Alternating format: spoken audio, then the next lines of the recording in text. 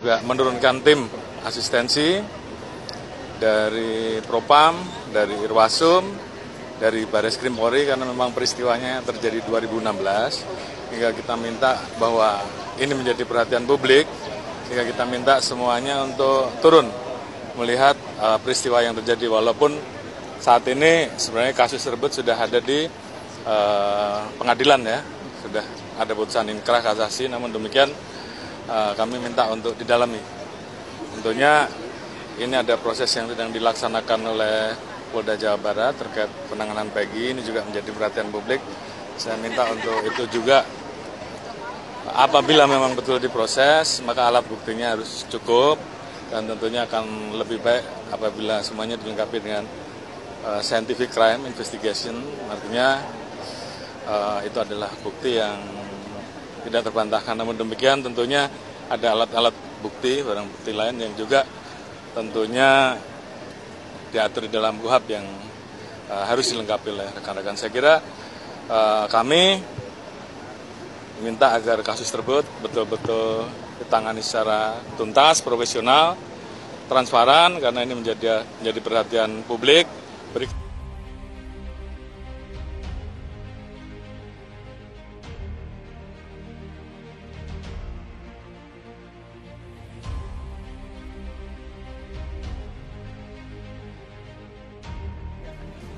Sungguh-sungguh saya menantikan pada kesempatan sekarang misalnya Pak Sandi bisa bercerita apa temuan Propam setelah memeriksa para penyidik dan Rudiana. Apakah akan memberikan apresiasi karena para penyidik dan Rudiana dianggap berprestasi, ataukah justru ingin memberikan sanksi? Entah itu sanksi terkait dengan lemahnya kompetensi sehingga mengirim para penyidik untuk sekolah lagi, ataukah sanksi terkait dengan etik, bahkan mungkin pidana terkait dengan integritas yang rusak parah. Oke, baik. Reza Indragiri sentil Jenderal Listio Sigit mengenai kejanggalan pemeriksaan Ibtu Rudiana. Sebut ada perbedaan laporan Ibtu Rudiana dengan hasil autopsi. Psikolog forensik Reza Indragiri mengungkapkan fakta mengenai hal yang janggal dalam kasus pembunuhan Vina dan Eki pada 2/16 silam di Cirebon. Ia menyebut adanya perbedaan laporan dengan hasil visum kematian Vina dan Eki. Dalam laporan yang disampaikan oleh ayah Eki yaitu Ibtu Rudiana, disebutkan bahwa pada tanggal 31 Agustus tahun 2016 Vina dan Eki ditusuk dan meninggal di TKP. Namun dalam hasil autopsi mengatakan hal yang berbeda dari pernyataan Ibtu Rudiana. Sementara autopsi dilakukan setelah itu, kurang lebih tanggal 6 September.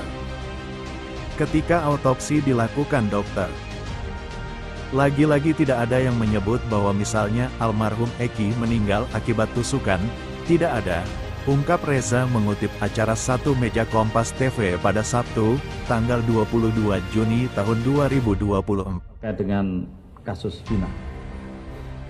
Kasus Vina, saya sudah minta kepada Kompolnas turun ke lapangan. Dan kemarin sudah turun, dan Kompolnas juga sudah mendengar dan menerima gelar perkara, dan rencananya tanggal 24 Juni nanti akan melaksanakan gelar perkara. Pra-peradilan, melaksanakan pra-peradilan. Saya mengharapkan dan meminta supaya Kompolnas terus mengawal, mulai dari gelar sampai dengan ke pra-peradilan dan sampai dengan pengajuan ke pengadilan. Dan saya yakin Kompolnas juga akan serius untuk melakukan fungsinya sebagai pengawas kepolisian, dan tambahan juga bahwa berkas perkara sudah diajukan ke kejaksaan. Ya. Kalau untuk dari Bapak sendiri, apakah ada rencana untuk memanggil Kapolri mungkin atau dari Kapolres Cirebon untuk ditegaskan kembali agar kasus ini cepat dituntaskan?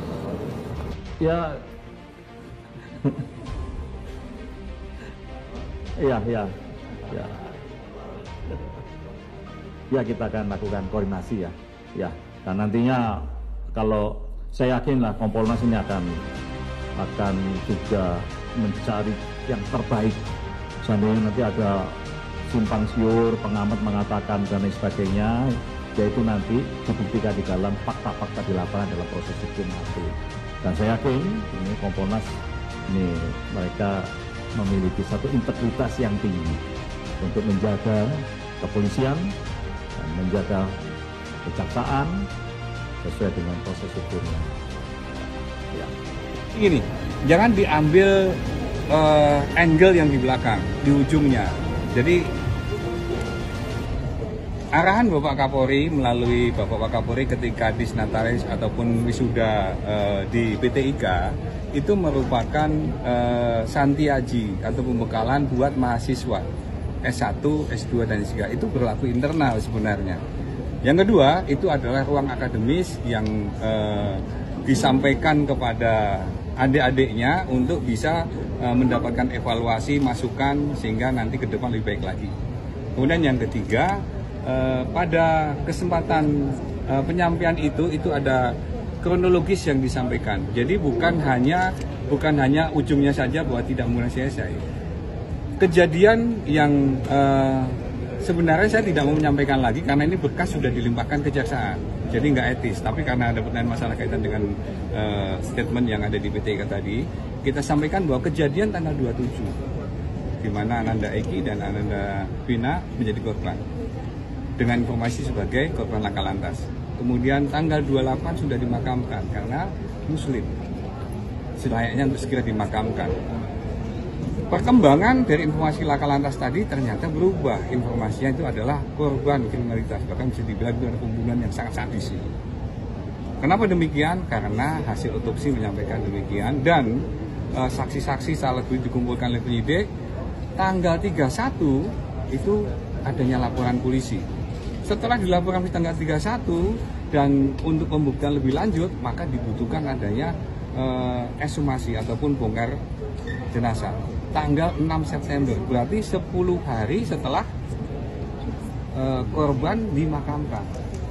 Nah, yang dimaksud oleh pimpinan adalah kalau seandainya dari awal petugas yang datang ke TKP lebih teliti sehingga dia bisa menemukan tanda-tanda hal tersebut, tentu saja akan lebih mudah untuk dilaksanakan scientific criminal investigation. Dan pada waktu setelah 10 hari tadi tetap dilaksanakan diotopsi, kemudian diambil bekas darahnya masih tersisa, kemudian diambil spermanya dan sebagainya. Namun menurut keterangan ahli yang bertugas mengambil waktu itu, setelah 10 hari sudah kondisinya tidak bisa diteliti secara saintifik. Sehingga sayang. Tapi langkah-langkah saintifik telah dilaksanakan, termasuk ahli toksikologi dan lain sebagainya. Itu menjadi masukan yang utuh, bukan tidak dilaksanakan, tetapi dilaksanakan. Dan pengarahan semacam ini bukan hanya sekali dilaksanakan oleh pimpinan, seringkali disampaikan. Dalam perkara pidana, bukti harus terang dari cahaya, lebih terang dari cahaya. Saya mencontohkan pada pengungkapan kasus pembunuhan Dr. Mawarti di Papua. Berdasarkan Scientific Crime Investigation, pelaku berhasil diidentifikasi dengan hasil pengujian sampel DNA pada barang bukti.